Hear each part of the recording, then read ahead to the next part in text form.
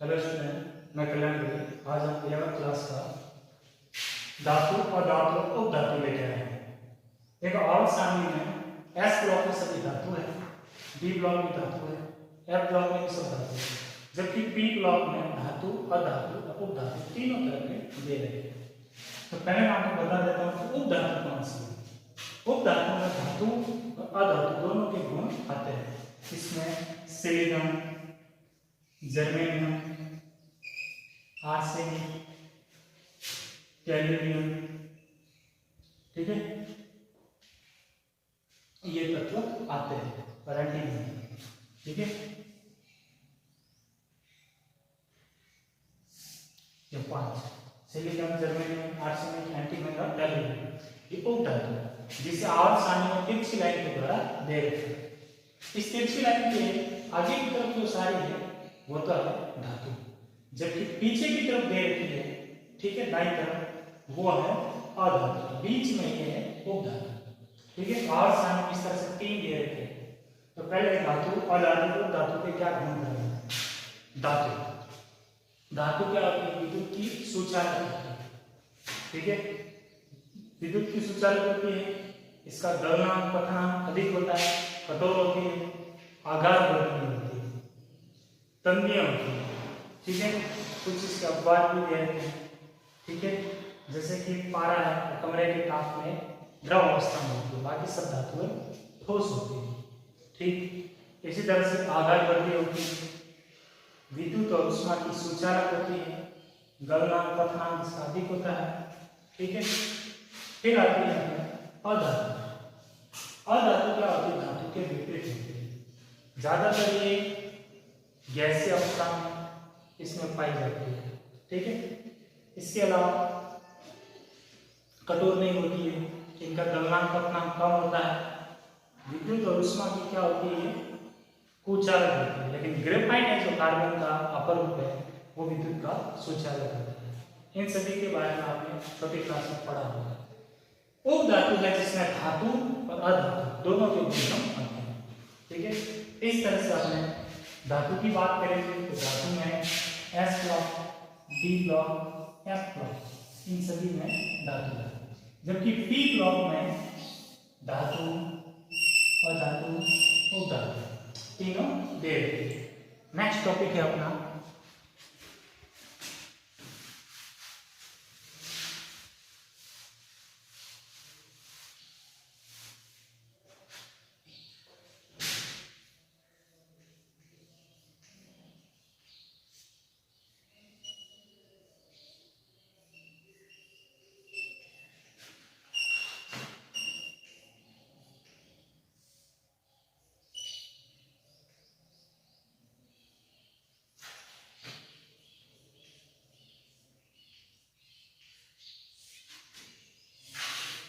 तत्वों के गुण धर्मों में पावर। अब देखो, तत्वों के गुण धर्म दो तरह के होते हैं, तो भौतिक गुण धर्म और एक रासायनिक गुण धर्म, ठीक है। तो पहले भौतिक गुण धर्मों की प्रकृति।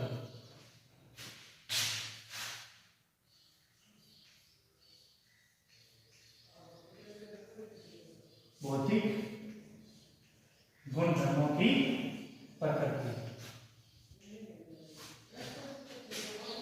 भौतिक गुण धर्मों की प्रकृति, ठीक है। तो भौतिक गुण धर्मों की प्रकृति क्या है, इसके बारे में हम पढ़ेंगे।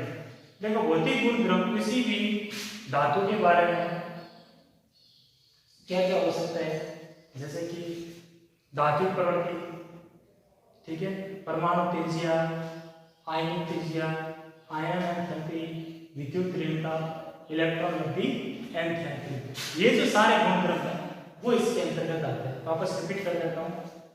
परमाणु त्रिज्या, आयनिक त्रिज्या, आयन एंथैल्पी, विद्युत ऋणता, इलेक्ट्रॉन गति, एंथैल्पी, ये सारे किसी भी परमाणु के भौतिक गुण धर्मों के अंतर्गत आते हैं। तो पहला है परमाणु त्रिज्या। परमाणु त्रिज्या, देखो परमाणु त्रिज्या क्या होता है? एक परमाणु होता है, एक परमाणु के बीच में क्या होता है? नाभिक होता है, ठीक है, क्या है, नाभिक। और बाहरी कोश में क्या होता है, इलेक्ट्रॉन। तो किसी परमाणु के नाभिक और बाहरी कोश के मध्य की जो दूरी होती है उसको कहते हैं परमाणु त्रिज्या। ठीक है, किसी परमाणु के नाभिक और बाहरी कोश में उपस्थित इलेक्ट्रॉनों के मध्य की दूरी परमाणु त्रिज्या है। परमाणु त्रिज्या को ज्ञात करना मुश्किल है, ठीक है, लेकिन इसको स्पेक्ट्रोमेट्री, एक्स किरण विवर्तन, अलग अलग तरीकों के द्वारा इसको ज्ञात किया जाता है। ठीक है, अब ये भी क्या होती है, तीन तरह की होती है, धात्विक त्रिज्या, सहसंयोजक त्रिज्या और उपसहसंयोजक त्रिज्या। पहली है धात्विक त्रिज्या, ठीक है, दूसरी है सहसंयोजक त्रिज्या, सहसंयोजक त्रिज्या, और तीसरी है वैन डर वाल्स त्रिज्या।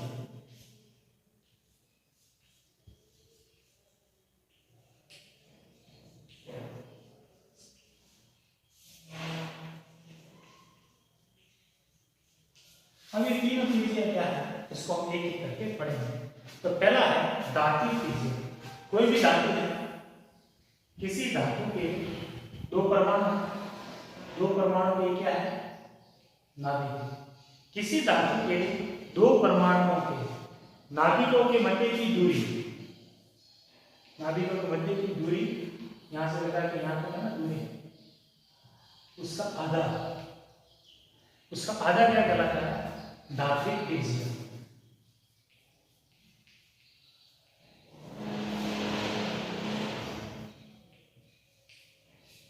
किसी दो परमाणुओं के पास के अणु कह सकते हैं, किसी अणु के दो परमाणुओं के नाभिकों की मध्य की दूरी का आधा क्या कहलाता है, धात्विक त्रिज्या। ठीक है, ये ज्यादातर धातुओं में होता है। दूसरा आता है सहसंयोजक त्रिज्या। सहसंयोजक त्रिज्या है वो आता है अधातु में। ठीक है, ऐसे कोई एक धातु है, Cl2 ले सकते हैं। ठीक है,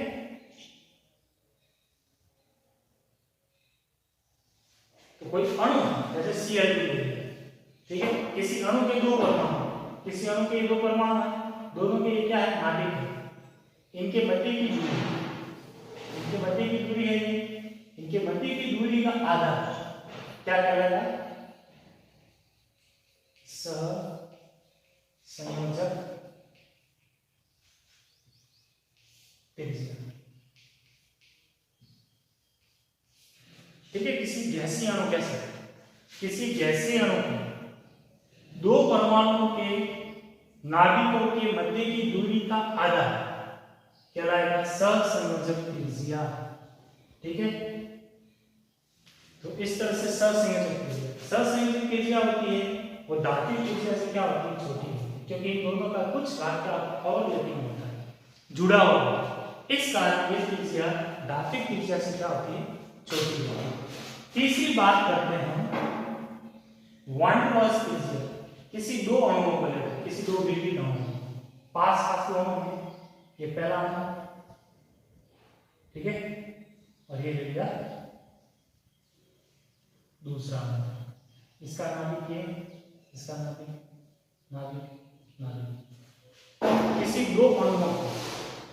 किसी दो पास अणुओं के नाभिकों के मध्य की दूरी का आधा, ठीक है, क्या कहलाएगा, वैन डर वाल्स त्रिज्या। ठीक है, वैन डर वाल्स त्रिज्या। तो वैन डर वाल्स त्रिज्या रिपीट कर देता हूं, सबसे बड़ी वैन डर वाल्स त्रिज्या, ठीक है, उसके बाद में धात्विक त्रिज्या और उसके बाद में सहसंयोजक त्रिज्या। तीनों को एक बार रिपीट ले लेते हैं। किसी धातु के दो परमाणु नाभिकों के मध्य की दूरी का आधा क्या कहलाएगा? घातीय त्रिज्या। दूसरा होता है ससंयोजक त्रिज्या। किसी गैसीय अणु के दो परमाणुओं के नाभिकों के मध्य की दूरी का आधा ससंयोजक त्रिज्या कहलाता है। ठीक है। तीसरा है वैन डर वाल्स त्रिज्या। किसी निकट गैसीय दो अणुओं के दो परमाणु से मिलकर बने किसी गैसीय दो अणुओं के परमाणुओं के नाभिकों के मध्य की दूरी का आधा वैन डर वाल्स त्रिज्या कहलाता है। वैन डर वाल्स त्रिज्या सबसे अधिक होती है, उससे छोटी होती है घातीय त्रिज्या और उससे छोटी होती है सहसंयोजक त्रिज्या। तो इनका क्रम है। ठीक है। अब हम बात करते हैं आवर्त सारणी के अनुदिश। आवर्त सारणी में क्या करता है कि ऊपर से नीचे की तरफ आते हैं। ठीक है। आवर्त सारणी के वर्ग में हम क्या करते हैं? ऊपर से नीचे की तरफ जाते हैं। ऊपर से नीचे की तरफ जाते हैं तो क्या होता है? कोषों की संख्या बढ़ती है। कोषों की संख्या बढ़ती है। आवर्त सारणी में वर्ग के अनुदिश ऊपर से नीचे की तरफ जाते हैं, कोषों की संख्या बढ़ती है, अतः परमाणु त्रिज्या क्या होती है? परमाणु त्रिज्या बढ़ती है। ठीक है। परमाणु त्रिज्या बढ़ती है। जबकि आवर्त के अनुदिश बाएं से दाएं की तरफ जाते हैं। आवर्त के अनुदिश बाएं से दाएं जाते हैं तो प्रभावी नाभिकीय आवेश का मान बढ़ता है। जेड हैट प्रभावी नाभिकीय आवेश का मान बढ़ता है।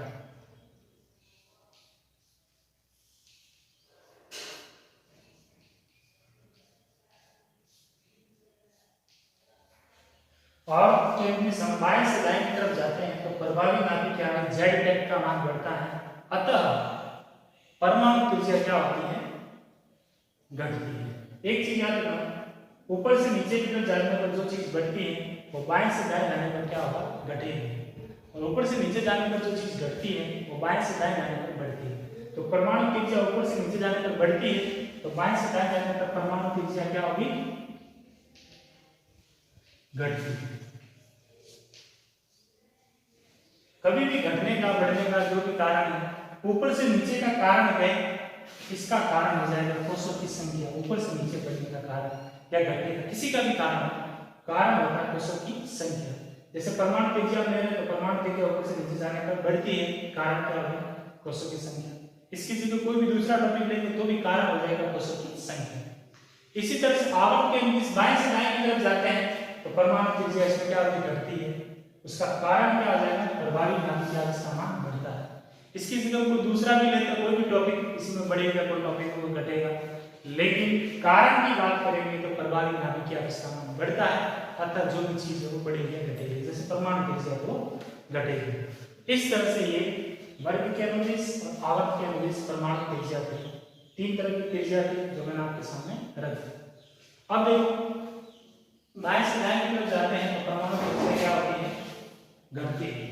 इसका मतलब सबसे इधर की तरफ होगा वर्ग फर्स्ट, उसकी परमाणु त्रिज्या क्या होगी? सबसे बड़ी होगी। और बाएं से दाएं की तरफ जाएंगे तो सबसे इधर की तरफ वाले क्या होंगे?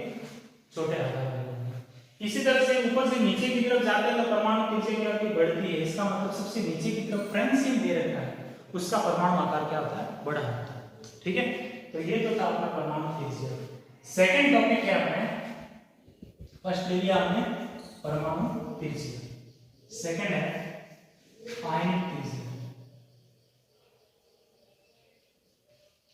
आयनिक त्रिज्या। ठीक है।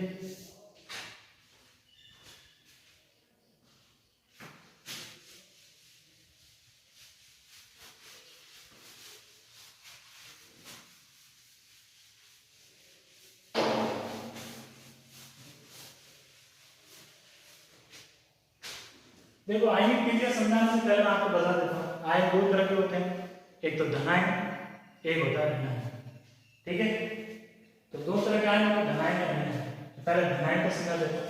जैसे सोडियम, इसका इलेक्ट्रॉनिक विन्यास होता है 2 8 1, ठीक है। एक इलेक्ट्रॉन को त्यागेगा तो क्या बन जाएगा, Na+ 2 8, ठीक है, और एक इलेक्ट्रॉन निकल जाएगा। इसको हम इस रूप में लिख सकते हैं, नाभिक Tn पहले क्वेश्चन 2, ठीक है, P कर दिया P। दूसरे में लिखते हैं 8 1 2 3 4 5 6 7 8। तीसरे क्वेश्चन है इलेक्ट्रॉन 1 भर दिया। Na की शर्त में अब क्या करेगा, Na+ करेगा, एक इलेक्ट्रॉन त्यागेगा। एक इलेक्ट्रॉन त्यागेगा तो पहले देखो नाभिक है, नाभिक और बाह्य कोश के मध्य की दूरी ये ज्यादा थी, ठीक है। जन्म परमाणु था Na की परमाणु त्रिज्या है। अब इसने एक इलेक्ट्रॉन त्यागा तो त्यागने से क्या बनेगा, Tn, पहले में 2, दूसरे में 8 1 2 3 4 5 6 7 8। ये बार का इसने क्या कर दिया, पहले 1 था उसको अब इसने क्या किया है, त्याग। तो ये पूरा कोश क्या हो जाएगा, निकल जाएगा। अब देखो ये नाभिक और बाह्य कोश के मध्य की दूरी Na था और ये Na+, ठीक है। इसमें 3 कोश थे, पहले में 2, दूसरे में 8, इसमें 1। जबकि इसमें कोश कितने हैं, पहले में 2, दूसरे में 8, 2 कोश हैं। कोशों की संख्या इसमें देखते हैं,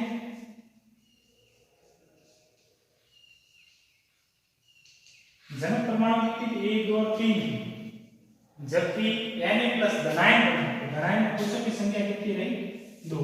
कोशों की संख्या क्या होगी, कम होगी। कोशों की संख्या कम होगी तो नाभिक और बाह्य कोश में उपस्थित इलेक्ट्रॉन है के मध्य की दूरी भी बढ़ेगी, और जब दूरी बढ़ेगी तो परमाणु का आकार भी क्या होगा, बड़ा होगा। लेकिन एक इलेक्ट्रॉन इसमें त्यागा, ठीक है, जनक परमाणु को त्यागने के बाद में कोशों की संख्या क्या होगी, कम होगी, और जब कोशों की संख्या कम होगी तो परमाणु आकार भी क्या होगा, कम होगा। तो परमाणु आकार की बात करते हैं तो परमाणु आकार सोडियम का अधिक होता है सोडियम आयन के अपेक्षा, यानी धनायन की त्रिज्या है, धनायन की त्रिज्या उसके जनक परमाणु से कम होती है। तो पहले मैं आपको बता देता हूं कि आयनिक त्रिज्या क्या है। आयनिक त्रिज्या की पहले डेफिनेशन, किसी परमाणु के, ठीक है, पहले परमाणु त्रिज्या की बात, किसी परमाणु के नाभिक और बाह्य कोश में उपस्थित इलेक्ट्रॉन के मध्य की दूरी कहलाती है परमाणु त्रिज्या। लेकिन ये है आयनिक त्रिज्या। आयनिक में क्या होता है, एक इलेक्ट्रॉन त्यागा, त्यागने के बाद में क्या बना, आयन। त्यागेगा तो धनायन बनेगा और इलेक्ट्रॉन ग्रहण करेगा तो ऋणायन बनेगा। तो किसी आयन के, धनायन या ऋणायन, किसी आयन के नाभिक और बाह्य कोश में उपस्थित इलेक्ट्रॉन के मध्य की दूरी को क्या कहते हैं, आयनिक त्रिज्या, ठीक है। आयनिक त्रिज्या क्या होती है, 2 तरह की होती है, परमाणु त्रिज्या यानी धनायनिक त्रिज्या और ऋणायनिक त्रिज्या। धनायनिक त्रिज्या में क्या हो रहा है, एक इलेक्ट्रॉन त्यागने के कारण कोशों की संख्या कम हो रही है, ठीक है। परमाणु प्रोटॉन की संख्या बाकी सब सेम है, प्रोटॉन संख्या, न्यूट्रॉन संख्या, परमाणु क्रमांक वगैरह सब वो समान है, लेकिन इलेक्ट्रॉनों की संख्या क्या हो रही है, कम हो रही है, और कोश की संख्या भी इसमें क्या हो रही है, आप देख रहे हो, कम हो रही है। इस कारण आकार क्या होगा, कम होगा। आयनिक त्रिज्या में धनायन की त्रिज्या है वो उसके जनक से क्या होती है, कम, ठीक है। आयनिक त्रिज्या, रिपीट वापस, किसी आयन के नाभिक और बाह्य कोश में उपस्थित इलेक्ट्रॉन के मध्य की दूरी आयनिक त्रिज्या कहलाती है। आयनिक त्रिज्या 2 तरह की, धनायन त्रिज्या और ऋणायन त्रिज्या। धनायन त्रिज्या में कोशों की संख्या कम हो रही है, इस कारण वो जनक परमाणु से क्या होता है, छोटा होता है। जबकि ऋणायन त्रिज्या की बात करते हैं, ऋणायन त्रिज्या का उदाहरण है जैसे कि Cl, क्लोरीन आता है 17 पर, इसका इलेक्ट्रॉनिक विन्यास हो जाएगा 2 8 7। इसे अपना अष्टक पूर्ण करने के लिए एक इलेक्ट्रॉन की कमी है, इसे एक इलेक्ट्रॉन को ग्रहण करेगा तो बन जाएगा Cl- 2 8 8, ठीक है। इसने क्या किया, एक इलेक्ट्रॉन ग्रहण किया, एक इलेक्ट्रॉन ग्रहण करेगा तो प्रोटॉनों की संख्या तो इसमें समान है, लेकिन इलेक्ट्रॉनों की संख्या बढ़ रही है, जिसके कारण इसका आकार भी क्या होगा, एक दूसरे को क्या करेंगे, प्रतिकर्षित करेंगे, पास में होंगे, प्रतिकर्षित करेंगे, इसके कारण आकार थोड़ा सा क्या हो जाएगा, बड़ा हो जाएगा। इस कारण ऋणायन की त्रिज्या है, ऋणायन की त्रिज्या उसके जनक से, ऋणायन की त्रिज्या उसके जनक से क्या होगी, बड़ी है। इसका कारण ये है प्रोटॉनों की संख्या समान है लेकिन इलेक्ट्रॉनों की संख्या बढ़ रही है, इलेक्ट्रॉनों की संख्या जब बढ़ेगी, एक दूसरे को इलेक्ट्रॉन क्या करेंगे, एक दूसरे को प्रतिकर्षित करेंगे और एक दूसरे को प्रतिकर्षित करेंगे, जिसके कारण आकार क्या हो जाएगा, थोड़ा बड़ा हो जाएगा। इस कारण ऋणायन की त्रिज्या उसके जनक से क्या होती है, बड़ी होती है। ठीक है, तो प्रोटॉन में तो धनायन में क्या था, जनक से छोटा था धनायन की त्रिज्या, जबकि ऋणायन में उल्टा है, ऋणायन की त्रिज्या है उसके जनक से क्या होती है, बड़ी होती है। ठीक है, इस तरह से अपना टॉपिक कंप्लीट